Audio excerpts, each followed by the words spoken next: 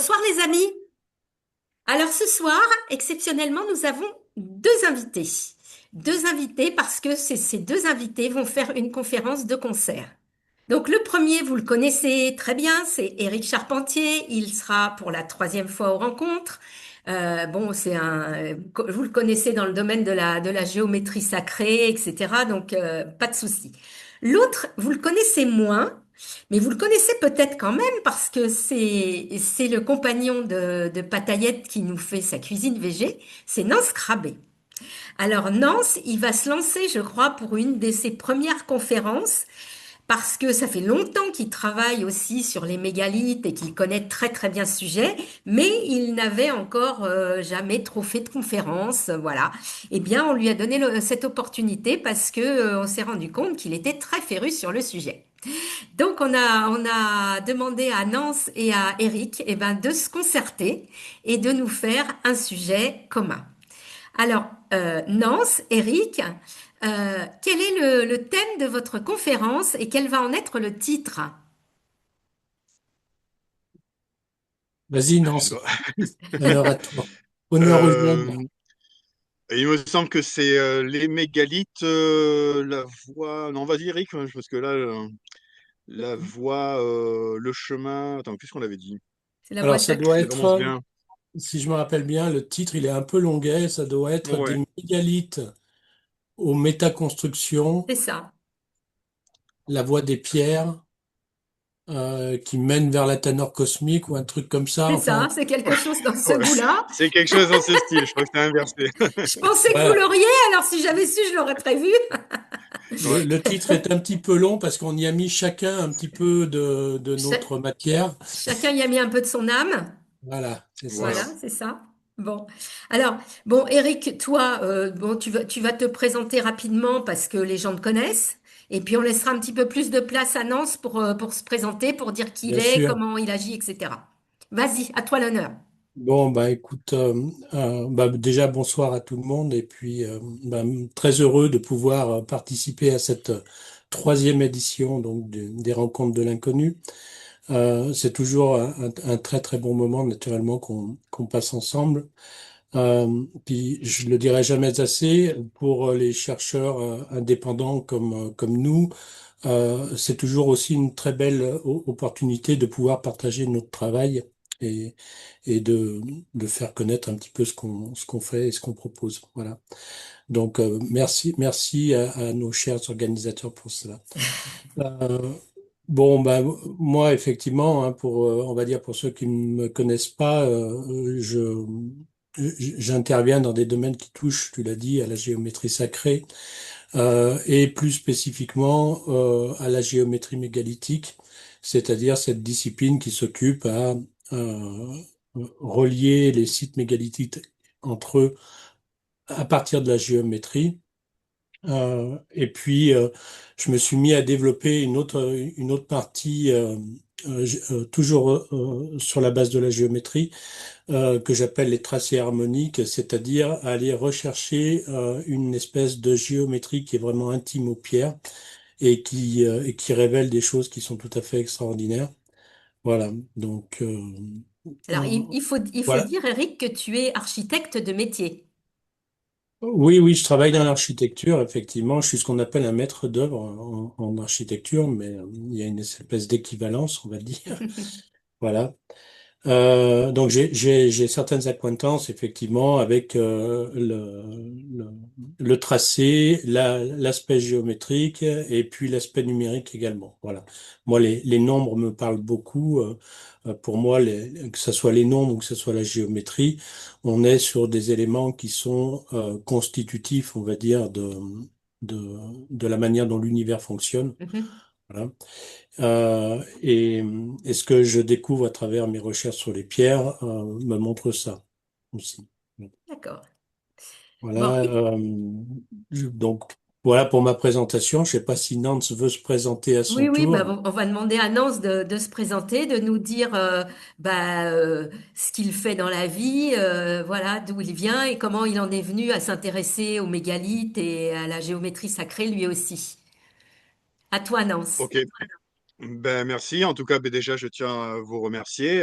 Donc, que ce soit Violette ou Christophe pour cette organisation, et puis Eric de me partager cette conférence à deux. Donc, je trouve ça vraiment sympa. Donc, effectivement, je suis pas très connu dans le grand public. Je fais déjà des petites conférences de mon côté, mais c'est vrai que bon, ben là, sur ce festival, ce sera une grande conférence.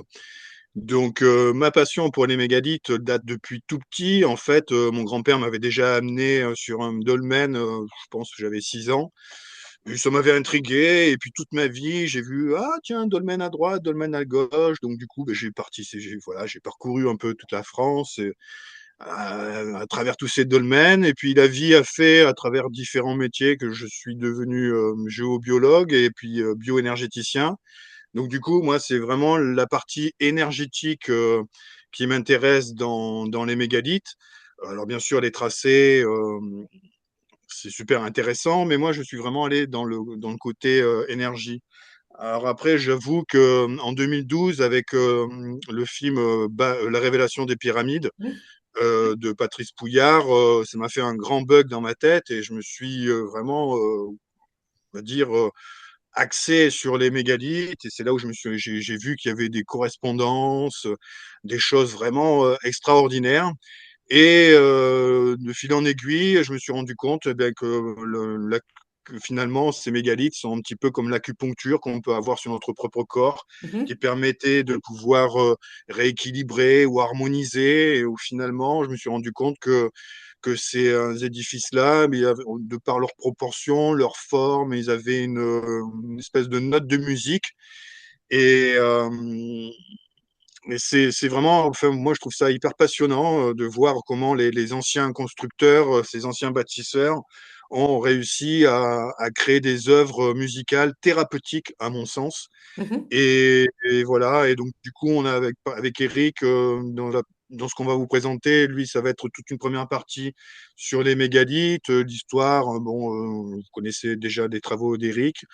Et moi, je vais avoir un petit peu l'autre côté de la facette, c'est-à-dire peut-être le côté éthanol cosmique, c'est-à-dire la transmutation, voir comment les vitraux, le son peut nous modifier vraiment de l'intérieur si on se connecte à ces édifices-là que moi je nomme métaconstruction et on verra pourquoi quoi. Et Voilà. alors, d'après vous, les garçons, euh, ces édifices-là, ils datent de quand? Ben, moi, en tout cas pour ma part, il y en a qui sont très très très très vieux et je dirais même très très très très très vieux, au-delà de ce qu'on nous raconte officiellement. Pour moi, c'est sûr et certain. Euh, les grandes pyramides ou les choses comme ça, pour moi, c'est pas construit par nos civilisations. Enfin, en mon humble avis, je sais pas, c'est peut-être plus Mu, Atlante ou j'en sais rien du tout. Mhm. Les mégalithes, pourquoi pas 8000 ans, je sais pas. Oui. En tout cas, la pierre, on peut pas la dater. Ouais. Ça a peut-être servi de tombeau, c'est peut-être vrai, mais je pense qu'à l'origine, ils avaient vraiment une autre fonction. Ouais. C'est du Et réemploi, quoi. Ce qu'on nous raconte, voilà, c'est du c'est du réemploi. remploi. Mm. Mm. Moi, je pense, oui, voilà. Après, Oui, moi, oui, j'en suis convaincu. oui. Voilà. Eric, je sais pas. Ben, si j'ai à peu près le même point de vue que toi, effectivement. De toute manière, il suffit de se plonger un petit peu dans les recherches qu'on mène pour observer qu'en fait, la version qu'on nous raconte à travers cette histoire officielle, elle ne tient absolument pas la route. Donc, voilà, ce simple fait-là fait que, bah oui, il faut remettre les choses en question. Après, moi, j'ai pas d'avis particulier sur à quelle période, hein, puisque tu demandais à quel moment, Oui. de quand ça pouvait dater tout ça. Franchement, j'en ai aucune idée. Mais ce qui apparaît assez évident, c'est que ça appartient à, à une civilisation, à un temps, dont on ignore tout. Voilà, Hmm, voilà, voilà. c'est certain. D'accord. En Euh, tout cas, les gens, enfin, ou les civilisations qui ont construit ces édifices-là, ils avaient une connaissance, mais inouïe. Nous, on fait que redécouvrir et on découvre vraiment rien. Enfin, pour ma part, même si c'est grandiose, même si c'est extraordinaire, toutes ces découvertes qu'on peut faire, même si c'est vraiment en correspondance avec les étoiles et tout, ils étaient à un niveau de conscience exceptionnel. Enfin, je veux Mm. dire, ces édifices-là sont vraiment conçu, harmonisé, pensé mathématiquement. Enfin, c'est inouï. Moi, je trouve ça inouï. On est vraiment loin de prétendre savoir qui a fait ça et dans quel but et pourquoi et comment. Moi, je pense qu'on fait que redécouvrir. C'est déjà beaucoup parce que ça nous apporte de la matière, ça nous permet d'évoluer ou de transmuter, ça peut nous soigner, etc. Mais eux, ils ont réussi à faire quelque chose de magnifique. Il n'y Alors a pas d'autre effectivement, mot. Moi, tu as devancé ma question suivante, parce que ma question suivante, c'était comment, s'il y a très très très longtemps que ça a été construit, bien avant ce que dit la théorie officielle, c'est-à-dire que la théorie officielle, c'est -5000 à peu près, hein, environ, ouais. hein, la théorie officielle. Si ça a été construit bien avant, comment ces personnes, entre guillemets, je ne sais pas si on peut les appeler personnes, mais comment ces êtres pouvaient-ils avoir la connaissance pour à la fois avoir une géométrie qui soit aussi parfaite, connaître le maître, être en lien avec tout ce qui est vibration, énergie et en même temps un alignement d'étoiles, puisque Christophe, lui, de son côté, il a travaillé sur cette partie-là des mégalithes, c'est-à-dire la correspondance entre la carte du ciel et l'implantation des dolmens. Donc, la question que j'allais vous poser, c'était celle-là. Comment pouvait-on avoir à cette époque aussi reculée une telle connaissance? Mais en fait, vous n'en savez rien. Non, c'est le grand mystère. C'est le grand mystère. La Mm. seule chose qu'on peut, moi, à mon niveau, ce que je peux prétendre, c'est que le monde d'en haut est égal au monde qui est en bas. Ça, c'est la base de tout. C'est la base Et alchimique. c'est la base alchimique et effectivement, moi, alors j'ai une petite idée sur l'emplacement par rapport au réseau énergétique de la planète avec les réseaux Hartmann et les réseaux Curie. Ouais. Euh, Moi, voilà, j'ai écrit un petit essai qui essaye de démontrer cette hypothèse-là. Je pense que la radiesthésie était la base de tout. Après, comment ils ont fait, j'en sais rien. Les blocs, quand on regarde Baalbek, c'est des blocs qui sont énormes. Ils font 12 mètres de long, 3 mètres de haut. Enfin, c'est des choses qui font 800 tonnes, je crois. Donc, je pense que pour moi, le site de Baalbek, c'est sûrement le plus vieux et le premier site mégalithique Mm. bien avant les pyramides ou tout le reste. Parce que des blocs comme ça, je sais pas. Après, peut-être que, enfin, pour ma part, je pense que il y a peut-être la Lune ne devait pas exister à cette époque-là parce qu'on sait que dans les peintures rupestres, la Lune n'existait pas à l'époque. Et donc, les dinosaures, ils étaient vachement plus gros, les arbres étaient beaucoup plus gros. Donc, du coup, on peut supputer que la pesanteur n'était pas la même. Et donc, par conséquent, il était peut-être plus facile de déplacer des gros blocs parce que Ouais. la pression n'était pas la même. Après, la Lune est arrivée, tout a changé, il y a eu des grands Oui, mais bouleversements. la Lune, On elle a le quel sait, âge? La Lune a quel âge? grande question. Moi, je pense que, enfin, moi, mon hypothèse à moi, la Lune serait en relation avec les mégalithes, c'est-à-dire 8000 ans, parce qu'elle est arrivée sur les peintures rupestres d'un seul coup. On le voit dans les grottes. Hein, on voit que la Lune est arrivée comme ça. Les mégalithes sont arrivés parce qu'il y a quand même quelque chose de fabuleux dans notre planète, si je puis dire, c'est que pour que notre pour qu'on puisse exister, il faut qu'il y ait la magie de l'univers. C'est-à-dire qu'il faut que notre planète soit en adéquation avec la Lune, la distance du Soleil et toutes Oui, les on est autres planètes d'accord. qui tournent autour. Et cette magie-là, elle est sur le nombre d'or, 1,618 et des Mm. bananes. Et ça, c'est quand même extraordinaire. Et nous-mêmes, nous sommes constitués sur le nombre d'or, la taille de notre nombril par rapport à notre hauteur. Donc, il y a un lien avec cette lune. Moi, pour moi, je pense, le Soleil, notre Terre, ce nombre d'or. Et du coup, ben, les mégalithes sont apparus pour moi, stabiliser notre planète suite à cet éventuel cataclysme qui a éteint les dinosaures il y a peut-être 65 millions d'années, quoi. Oui. Mais tout ça, c'est de la supputation, on n'en sait rien du tout. Oui, parce La qu'entre seule chose que 65 moi, millions d'années et 8000 ans, il y a quand même un sacré gap. Oui, oui, ah il y ouais, a un bel écart, il y a un bel écart, hein, effectivement. c'est clair. C'est totalement, c'est sûr. Et après, quand on regarde les sites, on voit bien que c'est vraiment que du réemploi. Dans la révélation des pyramides, c'est bien prononcé. Hein, plus c'est ancien, plus c'est massif, plus c'est gros, plus Mm. c'est énorme. Nous, on fait que des petits moellons Oui. aujourd'hui. Voilà. Alors après, il y a aussi la théorie du géopolymère. Hein. Faut pas non plus. Le béton romain est quand même exceptionnel. Quand il est plus puissant que notre béton d'aujourd'hui, il est auto-réparant. Donc peut-être que ces blocs-là ne sont finalement que des blocs en béton Reconstitué? aussi, Hmm. reconstitués. Les deux sont possibles, en tout cas. En tout cas, c'est possible. Les travaux de Monsieur Davidovitz ont bien montré que le géopolymère est une belle théorie. Moi, j'ai visité pas mal de pays, j'ai regardé les sites mégalithiques. On voit bien que quand on gratte sur du granit, ben, il s'effrite, alors que le granit, à la base, il ne s'effrite pas. Mhm. Donc, l'option géopolymère, pourquoi pas? On voit bien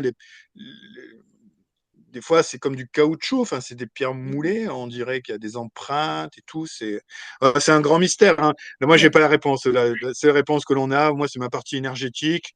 Après les travaux d'Éric sur les calculs, ces redondances entre les astres, les mathématiques, ça, c'est une certitude. Hein. Après, Mhm. comment, pourquoi, c'est la grande question. Mais c'est passionnant. En Ah tout oui, cas, c'est c'est passionnant. passionnant. C'est sûr que c'est passionnant. Ouais. Bon, et toi, Eric, tu vois quelque chose à ajouter à ça? Bon, il a dit beaucoup de choses. Non, non. Après, moi, je reviens sur ce que je disais tout à l'heure. En fait, de ces époques-là ou de ces civilisations-là, il nous reste rien. Donc, franchement, Mhm. on n'a pas grand-chose à en dire. Je partage pas totalement l'avis de Nance sur l'apparition de la Lune dans notre dans notre système solaire, mais l'idée est quand même là, c'est-à-dire sur le rôle de la Lune est prépondérant par Mhm. rapport au fonctionnement de la Terre. On peut même se poser la question à un moment donné de savoir si la Terre est toute seule une planète ou si c'est pas la Terre et la Lune qui constituent en soi une planète. Voilà. Bah, C'est-à-dire qu'elles font, il y a des ce théories sont là-dessus, deux astres. il y a Voilà, des ce sont, théories là-dessus, puisqu'on parle de Tiamat et le fait oui, que la Lune, c'est un bloc qui s'est détaché de la Terre. Enfin, il en est question. Après, je dis pas que c'est ça, voilà, j'en sais voilà, rien, hein, je suis pas ouais. compétente.